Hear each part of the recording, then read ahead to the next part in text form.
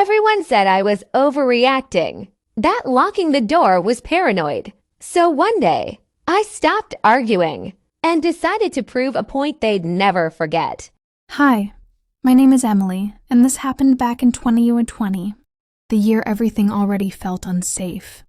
But somehow, my own roommates made it worse. I was 20 at the time, and it was my first time living away from home. I was excited, nervous, and honestly completely broke. So when I found an apartment I could barely afford, I didn't ask too many questions. That's how I ended up living with Joel and Sadie. They were already best friends, and I was just the extra roommate.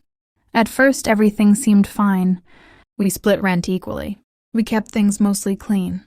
We stayed out of each other's way. But there was one thing, one very simple thing, that turned into a constant fight. Locking the door. You see, the area we lived in? It wasn't just a little rough. It was the kind of place where police showed up multiple times a week. Cars got broken into regularly, and people didn't walk alone at night. Even during the day, you stayed alert. And I had something I couldn't afford to lose. My laptop. It wasn't just for Netflix or school. It was my lifeline. I worked online. That laptop paid my bills. Without it, I was done. So naturally, I wanted the door locked. But Joel and Sadie? They thought it was funny. I still remember the first time I brought it up. I said, "Hey, can we please make sure the door's locked when we leave?" Joel literally laughed. Not like a small chuckle, like I had just told a joke. Sadie looked at me and said, "Relax, Emily. Nobody cares about this place." Nobody cares? That was exactly my point. After that, it became a pattern. Every time I came home, I'd slowly turn the handle, already knowing what I'd find. Unlocked. Again. Empty apartment. Door wide open to anyone. And every single time, my stomach dropped. So I kept asking. Politely at first, "Hey, can you guys just lock it? It takes 2 seconds. Then more seriously, "Guys, I'm not joking. This is important." But instead of listening, they started mocking me. Joel would say things like, "What do you think? Someone's gonna break in just for your laptop?" Sadie once added, "If something gets stolen, we'll just replace it." We'll just replace it. That sentence stuck with me. Because they could say that. Joel came from money. Sadie had family support. But me? I was barely making rent. There was no just replace it. If something got stolen, that was it. And the worst part? They didn't even try. They didn't forget. They just didn't care. There were nights I couldn't sleep. Because I kept thinking, what if someone walks in right now? What if I wake up and everything's gone? What if I'm not even safe in my own home? Eventually, I realized something. I couldn't change them. So instead, I changed my situation. After a few months, I moved out. Same apartment complex. Different unit. This time, I moved in with my friend Maggie. And for the first time, I felt relief. Because Maggie, she locked the door without even thinking about it. No arguments. No jokes. No stress, just basic respect. Joel and Sadie, we didn't fight. We didn't have some dramatic fallout. We just stopped being close. We'd see each other sometimes in the parking lot. Say hi, small talk, nothing more. But deep down, that frustration never fully went away. Not the anger, just the feeling of being dismissed, of not being taken seriously, in my own home. Then one night, something small happened. Something stupid, honestly. But somehow, it changed everything. I was cooking dinner alone. Just a normal night. Music playing softly. Trying to relax after a long day. And I needed one simple thing. A potato peeler. I checked the drawer. Not there. Checked the sink. Nothing. Checked everywhere. Still nothing. And here's the thing. The meal I was making didn't work without it. I know it sounds ridiculous, but in that moment, I was annoyed. So I thought, okay, I'll just go ask Joel and Sadie. It wasn't a big deal. We were still on okay terms. So I walked over to their building. Now here's something important. Our apartment keys, they worked for any building in the complex, so getting inside wasn't an issue. I walked upstairs, stood in front of their door, and knocked. No answer. I knocked again. Still nothing. And that's when something crossed my mind. Something I already knew. Something that had frustrated me for months. I reached for the handle and slowly turned it. Unlocked. Of course it was. And in that moment, something inside me just snapped. Not in a crazy way. Not in a loud, dramatic way. Just quietly, I stood there, hand on the door, thinking about every time they laughed at me, every time they ignored me, every time they made me feel stupid for wanting to feel safe.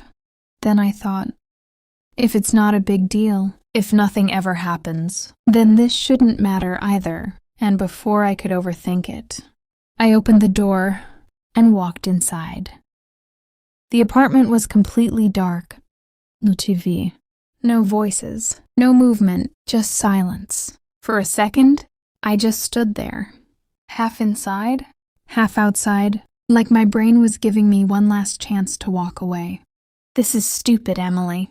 Just go home. But then, I remembered something. Every time I came home, door unlocked. Every time I asked, they laughed. So instead of leaving, I stepped inside and quietly closed the door behind me. My heart was beating fast. Not because I thought I'd get caught, but because I knew this wasn't something I would normally do. I wasn't a thief. I wasn't reckless. I was the girl who just wanted the door locked. But now, I was standing in their apartment, uninvited. I walked slowly toward the kitchen. I had been there dozens of times before. I knew exactly where everything was. First drawer, utensils. Second drawer. There it was. The potato peeler. I picked it up and just stared at it for a second. And I actually almost laughed. This is what I came for? Not money. Not anything valuable. Just a stupid metal potato peeler. But it wasn't about the peeler. Not really. It was about something much bigger. Something they never understood. Respect. I held it in my hand. And for a moment, I hesitated again. This is wrong. You should put it back. But then another thought hit me. They said nothing would ever happen, right? They said it didn't matter, right? So I whispered to myself, okay, let's test that.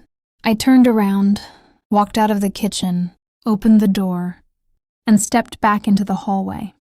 And just like that, I was gone. No noise, no trace, no confrontation. Just one tiny thing, missing. When I got back to my apartment, Maggie was sitting on the couch. She looked up and asked, "Did they have one?" I held up the potato peeler and said, "Yeah, they did." She didn't ask anything else. Didn't question it, didn't think twice. And I went back to cooking, like nothing had happened. But inside, something felt different, not guilty, not scared, just strangely satisfied. For months, I had felt powerless, ignored, dismissed. And this tiny, almost ridiculous act felt like taking a little bit of control back. Dinner that night tasted amazing, not because of the recipe, but because of what it represented. And the craziest part? The next day, nothing happened. No messages, no knocks on the door, no "Hey, did you take our peeler?" Nothing. Days passed, then weeks, still nothing. And that's when it really hit me. They didn't even notice. Their door stayed unlocked, just like always. And that tiny little object, the one thing I took, stayed right where I left it, in my kitchen, like a quiet reminder that sometimes the smallest actions say the most. Weeks turned into months, and months turned into years. Life moved on. I got a better job, moved to a safer place, upgraded my laptop, and slowly, that old apartment became just a memory.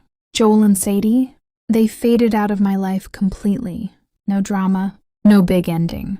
Just distance. But that potato peeler, I still had it. At first, I kept it by accident. Just another kitchen tool in the drawer. Something small, forgettable. But every now and then, I'd see it. While cooking, while cleaning, while doing something completely normal. And it would remind me, not of revenge, not even of them, but of how I felt back then. Ignored, dismissed, like my concerns didn't matter. And that's when I realized something.